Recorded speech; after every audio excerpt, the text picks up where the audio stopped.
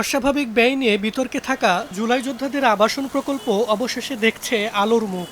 Flat ও বাড়ির অনুমোদন দিল জাতীয় অর্থনৈতিক পরিষদের নির্বাহী কমিটি একনেক। এতে কর্মক্ষমতা হারানো জুলাই যোদ্ধা পরিবারকে ১,৫৬০টি ফ্ল্যাট ও শহীদ পরিবারকে দেয়া হবে বাড়ি। সোমবার ২০২৫-২৬ অর্থবছরের ষষ্ঠ একনেক সভায় এই আবাসন প্রকল্প সহ আরও ১৫টি উন্নয়ন প্রকল্প অনুমোদন দেয়া হয়, যাতে খরচ হবে ১৫,৩৮৩ কোটি টাকা। জুলাই যোদ্ধা পরিবারের স্থায়ী বাসস্থান প্রদানের নিমিত্ত পরিকল্পনা উপদেষ্টা জানান, আঞ্চলিক বিভিন্ন প্রকল্পের চাপ রয়েছে, তবে সামনে জাতীয় নির্বাচন থাকায় অনুমোদন নিয়ে দ্বিধাদ্বন্দ্বে আছেন উপদেষ্টারা। এই নির্বাচনী সময় যখন যত কাছে আসছে তখন কিন্তু অনেক অনুরোধ আসা শুরু করেছে যে স্যার এই জায়গার প্রকল্পটা এই জায়গার প্রকল্প।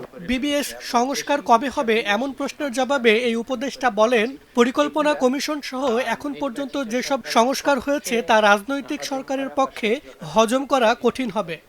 কিন্তু আশা করব যে পুরোটা না হলেও এর অন্তত বেশিরভাগই অন্তত এর নির্যাসটা, যেটা অন্তর্নিহিত যে জিনিসগুলো সেগুলো গ্রহণ করবে। প্রকল্পের স্বচ্ছতা, জবাবদিহিতা নিশ্চিতে ডিজিটালাইজেশন ও অটোমেশনের কোনো বিকল্প নেই বলেও মন্তব্য করেন পরিকল্পনা উপদেষ্টা। হয়ে গেছে বেশি কিছু। মাহবুল ইসলাম, স্টার নিউজ, ঢাকা।